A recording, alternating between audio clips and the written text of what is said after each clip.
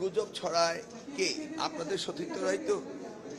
আমি আশা করব গুজব ছড়ানোর আগে যেন একটু ভেরিফাই করে না হয়।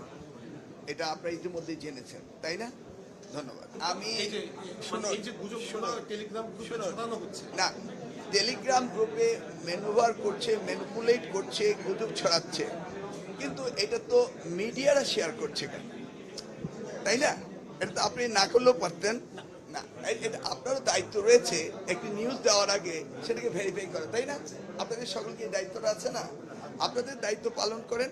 আর আমরা আপনাদের কথায়, আপনাদের শুনে আমরাও সচেতন রয়েছি, আমরাও এগুলিকে দেখছি এবং আইনগত ব্যবস্থা আমরা নিচ্ছি।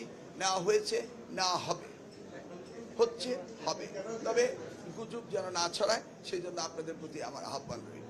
আমরা তো ননস্টপ বলে যাচ্ছি যে আমাদের সকল চেষ্টা রয়েছে সুন্দর পরিবেশে সুন্দর পরীক্ষা নেওয়ার জন্য, এবং এই গুজবে না কান দেওয়ার জন্য আমরা অনুরোধ করছি। বিশেষ করে আপনারা মিডিয়া যদি সচেতন হন তাহলে এটা হতো না। পার্টিকুলারলি কালকে কি একটি মিডিয়া এটা করেনি? পার্টিকুলারলি এই মিডিয়ার কি দায়িত্ব ছিল না এটাকে ভেবে দেখা, খুঁজে দেখা, সত্যতা যাচাই করা? আর ফেসবুকের উপর নির্ভরশীল হতে হবে না। ফেসবুক তো হয়ে গেছে ইনস্ট্যান্ট কফির মতো, তাই না? ইনস্ট্যান্ট বেরোচ্ছে, ইনস্ট্যান্ট মন্তব্য হচ্ছে, আমরা তো এটা দেখতেই পাচ্ছি। কফি তো খেতে একটু সময় লাগে, ঠান্ডা হতে হয়, কিন্তু তা তো হচ্ছে না।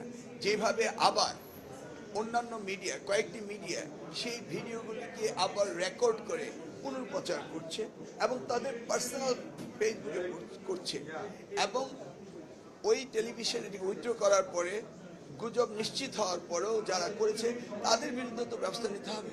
সকলকে সচেতন হতে হবে, তা না হলে এই বিষয়গুলো চলতেই থাকবে এবং ছাত্রছাত্রীরা ক্ষতিগ্রস্ত হবে। আমি আশা করব যে এই ক্ষতিগ্রস্ত আমাদের কারণে যেন না হয়। আপনাদের সকলের সহযোগিতা কামনা করছি। ধন্যবাদ। সরকারকে তো এই ধরনের ঘটনা সরকার তো বিব্রত হবেই, তাই না?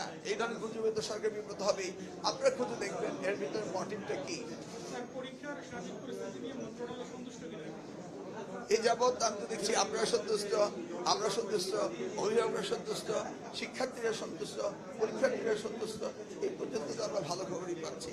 দেখি আগামী দিনগুলি সুন্দরভাবে আপনাদের সহযোগিতায় ভালোভাবে কাটাতে পারলেই আমরা খুশি।